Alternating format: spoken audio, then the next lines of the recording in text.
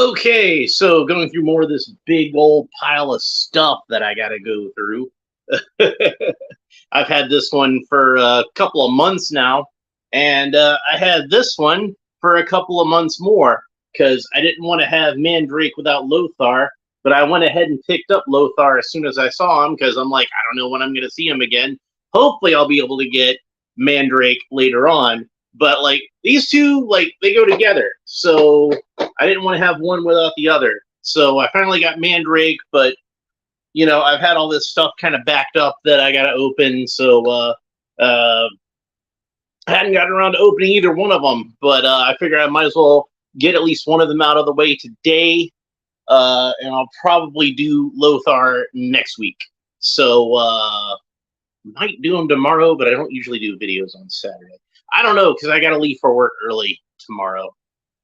So yeah, it'll probably be Monday before I get around to doing Lothar.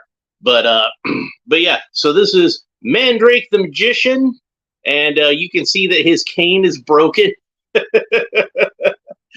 So apparently they decided it was a good idea to have like a really delicate, long, narrow cutout here, and it got damaged.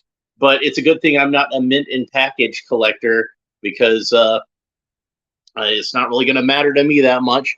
Got a nice piece of artwork with Mandrake at the bottom. Back in the 1930s when Mandrake would have been created, stage magicians were still really popular, and Harry Houdini was probably like, if I don't know if he was still alive at that point, but certainly when Lee Falk was growing up, he would have been probably the biggest entertainer in the world, a world famous dude. And I'm pretty sure he was an influence on Mandrake. He looks like your typical stage magician with the top hat and tails, and the red opera cape, which looks like it's going to have some wires on the inside, like Ming had. So that's cool. And he's got like a lot of nifty looking accessories, it looks like. So let's go ahead and take a look at the back. We got the cross-sell artwork for the figures. We've got Lothar, Mandrake, Flash Gordon, the Phantom, and Ming the Merciless. And then a nice pic of Mandrake on there. So he should have some alternate hands in this box. And we got a little bit of a bio. Mandrake, master of illusion, master of magic, spells, and illusions. Enemies crumble in fear and confusion. Mandrake! The lyrics to that Defenders of the Earth theme song, that was written by Stan Lee. I like to mention that in these videos when it comes up. Marvel Studios, before they were a big motion picture studio, the original Marvel Studios was animation, and they produced the Defenders of the Earth cartoon. So technically he's part of the MCU, I guess. Not really, but it's fun to think there might be a crossover or something.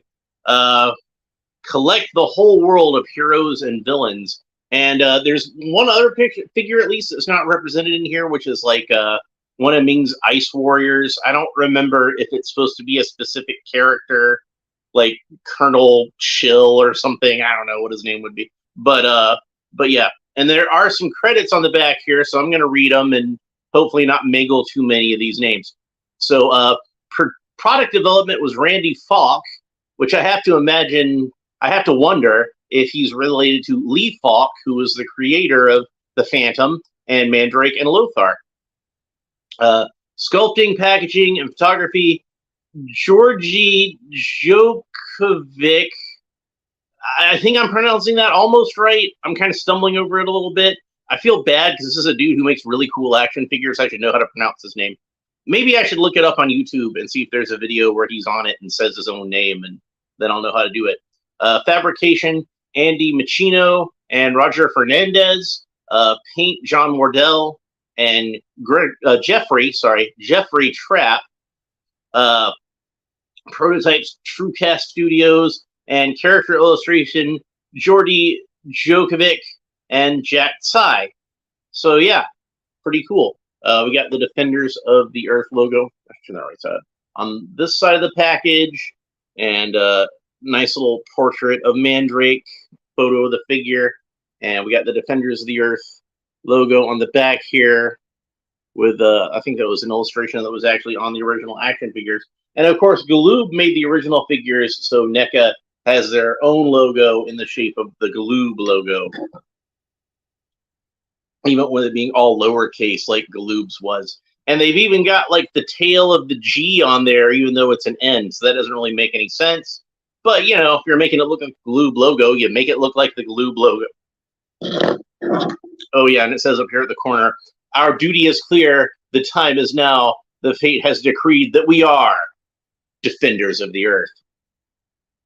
And like I said before, I consider this to be like, you know, a Flash Gordon and Friends kind of line, because, like, you know, most of the figures are connected to Flash Gordon in some, well, the majority of the figures are connected to Flash Gordon in some way. More figures are connected to Flash Gordon than any other character. I'll put it that way. Like with Mandrake and Lothar, both of them are connected. With the Phantom, he stands alone. There's no figures of like Kabai Sang or anything like that.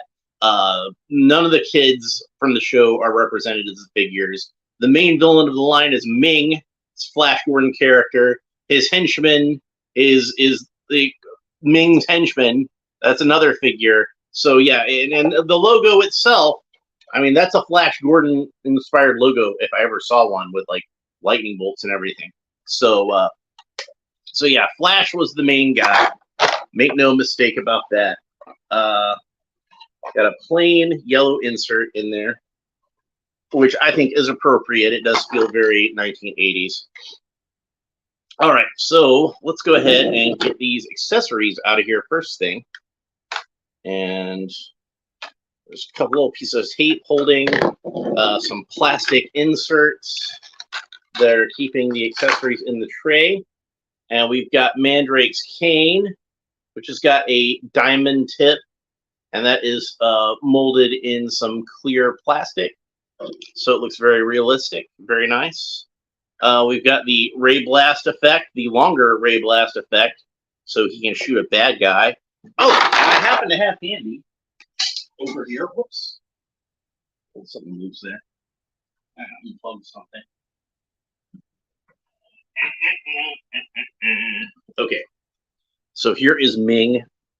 So I happen to have him handy. So we can have Mandrake zap Ming once I get all that out of the package. So that should be fun.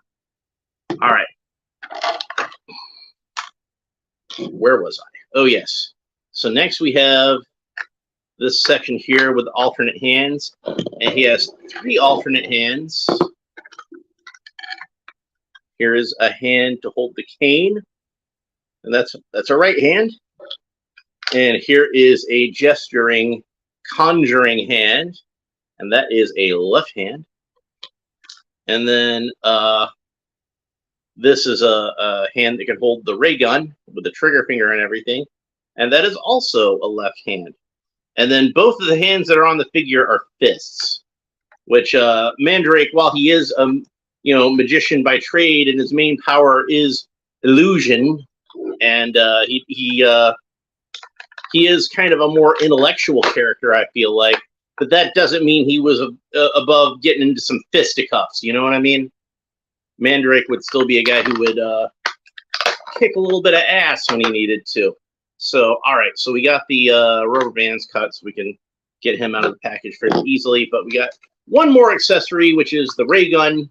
And this is the standard Defenders of the Earth ray gun that we've seen in the previous episodes that I've done on Flash Gordon and Ming. And I never did get around to getting the Phantom. I might try to get the Phantom one of these days, but I kind of felt like I already had the original Superheroes Phantom, and I think that's an improved version of this Defenders of the Earth figure. But as I was looking at it, I noticed he had like the little funny animal sidekick, and I would kind of like to have that little guy. So if I do wind up buying the Phantom, it's mainly going to be because of that. All right, so getting him out of the package, I think, is going to be a little tricky because his top hat, you can see it is completely embedded within this plastic tray. And the hands, likewise, it's like Mandrake punched through the packaging. So you can see his hands are actually sticking through the packaging. So I'm going to try to get him out as best I can without damaging the figure. It would have been a lot easier if they hadn't have decided to put so much of them in here. So I'm pushing him down by the hat and actually pushing his forearms through those fist holes. Oh, and I've got to get this cape out without it getting hung up on anything, because it is that kind of fabric that's kind of delicate, that kind of silky sort of fabric. I don't want to get any hang on like sharp edges of the package, so I'm being very careful with that. And it looks like I have Mandrake out of the package all in one piece, although his cape is flared up very much like he jumped off a rooftop or something. So, and as I suspected, it does indeed have some wires in it. You know, if NECA hadn't already put out a Dracula figure, which I need to get, by the way, hopefully once I'm in a less precarious financial situation and I can afford to buy a little bit more. So my friend Rudy, you know, Rue's Reviews, and go to his channel and check it out if you haven't seen it already. He's done his own review of the Defenders of the Earth Flash Gordon figure, and he also has a Mandrake. He was able to get Mandrake before me, and one of the things that he'd said about Mandrake was that so the way this is set up is this neck piece is a separate piece that's glued to the chest, and the cape is in between it. And he had a problem in that when he tried to move Mandrake's head, he said that the whole thing popped off and it slipped out of his grip and it slid behind the dresser, and it was a whole production for him to get it out. But mine seems to be on there pretty solid. So I think that was just a problem with his. But that having been said, since it was a problem with Rudy's, it might be a problem with yours if you manage to get one of these. Now, I found mine at, there's a little bit of hang there.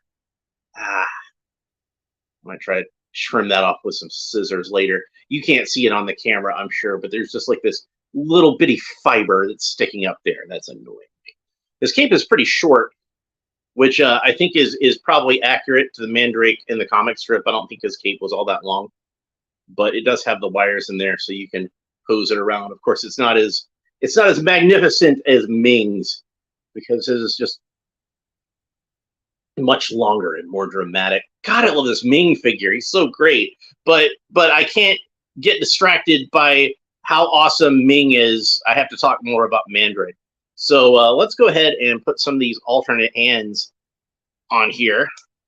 And first, I'm going to put the hand on here with the cane. So that's a right hand. So we put that in there, because I kind of feel like of all the accessories in here, between the ray gun and the ray blasts and the cane, this is the one that's, like, to me, the most definitive Mandrake type accessory. So look at how his cape, like, flared up. I didn't even try to get it to do like that, but it looks very dramatic, blowing in the wind sort of thing. That's very cool. I like that. Next, let's go ahead and, did I take the, I think I took the little short ray blast out of there. I didn't say anything about it though, did I? You know what? I bet it fell out, and I'm probably gonna step on it when I'm walking through here barefoot at some point. That's probably what's going to happen. That thing looks way more painful than a Lego. I'm just saying. So, but let's go ahead, and before we do anything else, we're gonna put his ray gun hand in and see how Mandrake looks with the ray gun. Now, as I recall, all of the original Defenders of the Earth figures came with a ray gun, because again, it's a Flash Gordon line. I mean, granted, it's kind of like the superpowers of King Features characters, but it's still a Flash Gordon line. Like, first and foremost, he's the main character of it. He's the leader of the team. He's probably like the best known character. Like, when I watched the original Defenders of the Earth cartoon, I watched it because it was a Flash Gordon cartoon. I had no idea who Mandrake was. I had no idea who Lothar was. I had no idea who the Phantom was because we didn't even have that comic strip in my paper. We didn't have any of those comic strips in my paper. It was like well past the golden age of the adventure newspaper strip by that point. And the only character of those and his family of characters around him was Flash Gordon. That was the only one I was aware of, and I was not even aware of him from the comic strip. I was aware of him from the Sam J. Jones movie and the Buster Crabs serials and the Filmation cartoon that came before it. So when I saw that, that was my introduction to Mandrake, who I thought was pretty cool, and Lothar, who I thought was even cooler. Yeah, I was more of a fan of Lothar than I was he kind of reminded me of Roadblock from G.I. Joe, and Roadblock was one of my favorite characters in that. In fact, if I didn't already have a Roadblock figure for Classified, if they hadn't made one for whatever reason, I'd try to get a second one of these and repaint them to be Roadblock. But anyway, yeah, so yeah, it was a Flash Gordon line. So a lot of it was influenced by that Flash Gordon aesthetic. And while Mandrake and the Lothar and the Phantom were legendary comic strip characters in their own right, they just weren't as famous or popular as Flash Gordon was in the general zeitgeist of the time. So we all still knew that Sam J. Jones movie and Flash, everybody knew that theme song. So yeah, here, blaspheming, death to Ming. Yeah, so looking at the sculpting of this figure, a lot of good sculpting. There's like actually some detail, some texture to his tuxedo. And not only that, but you can kind of see it on the camera, but it looks better in person, I'm telling you. There's like a sparkly sort of sheen. Really looks like a stage magician's outfit, like maybe it was like sequined or something, or he's just wearing like a kind of a tuxedo with like a metallic sheen to kind of show off on stage a little bit. On the camera, like at least when I'm looking at it, it looks like it's just coming across as kind of glossy, but it's not really glossy. It's more sort of metallic. So last but not least, I'm going to go ahead and put on this gesture spell casting hand, because that's the one I'm probably going to leave on there while I display it. Make sure that's popped down all the way. And this will probably be my definitive Mandrake sort of pose. We got like a Bela Lugosi kind of thing going on where, that's cool.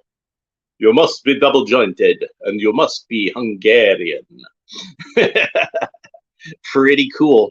The head sculpt is great. I love this head sculpt. It's got a lot of character to it.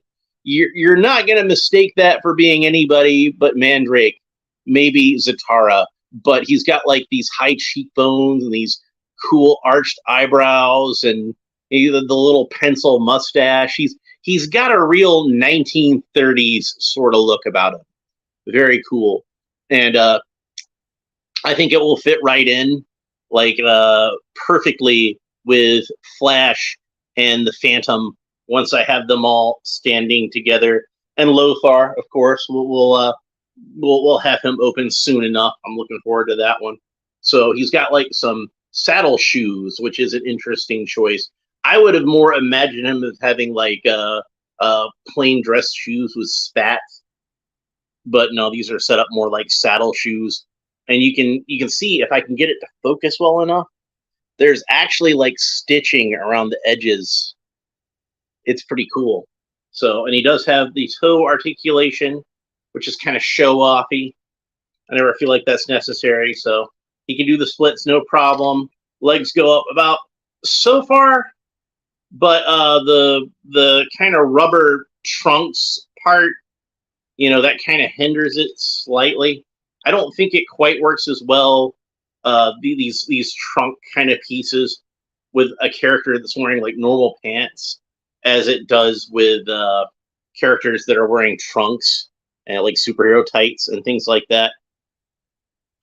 Now, I know you're just going to have leg articulation joints there anyway, but I kind of feel like it just isn't as effective with pants, and you might as well just have an exposed joint there. because it doesn't really hide them as well as a character with trunks it would hide.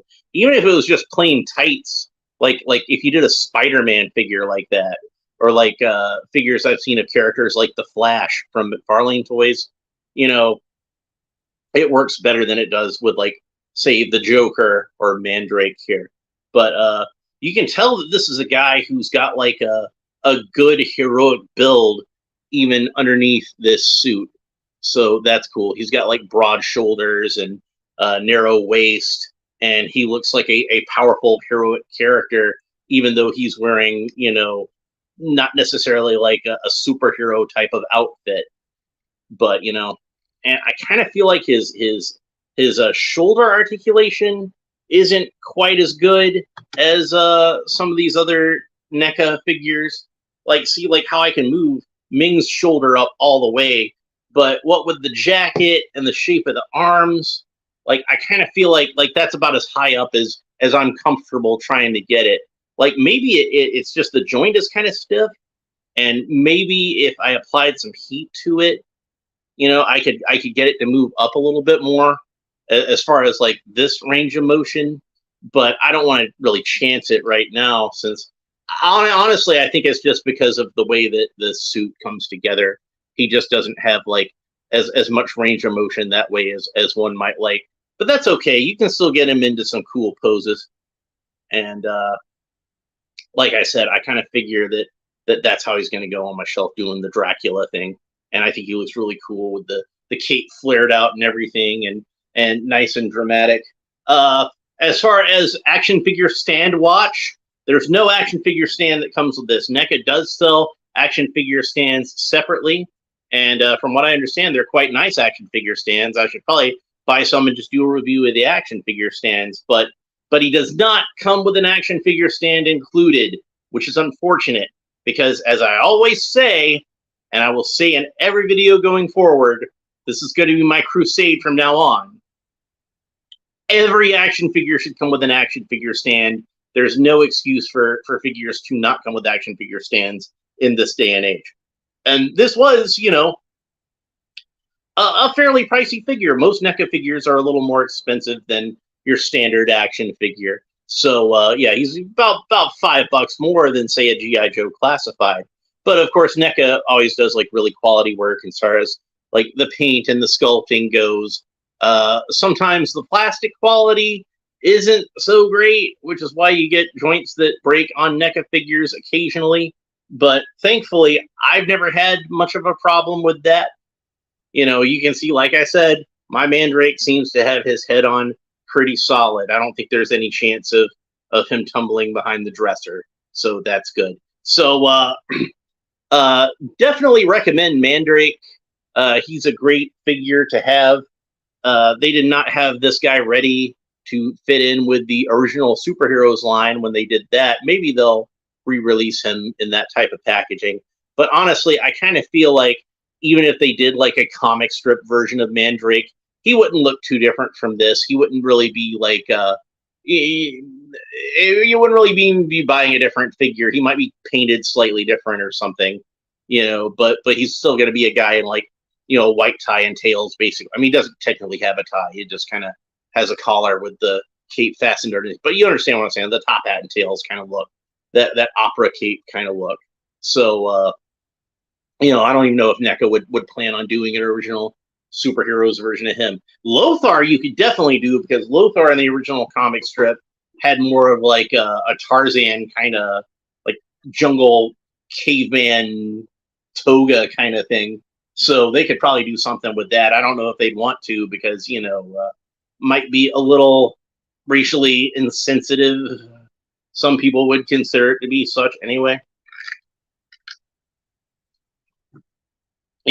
But Lothar was one of our first black superheroes, so I feel like we should maybe cut him a little bit slack as far as that goes.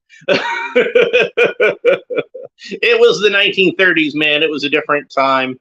So, baby steps. Lothar walked so Black Panther could run, basically. But yeah, especially if you're a fan of the Defenders of the Earth cartoon, or the old action figure line, or if you're just an old school comic strip fan and you like the old action adventure comic strips, Mandrake would definitely be one you would want to add to that collection. He's an important character in popular culture, even if he has kind of fallen down the memory hole and people don't really remember Mandrake the way that they used to. I'd say, like, as far as how relevant these characters are to popular culture, Flash Gordon still has a pretty long legacy and is still pretty well known. If I'm on the subway and I say Flash, people are gonna know what I'm talking about.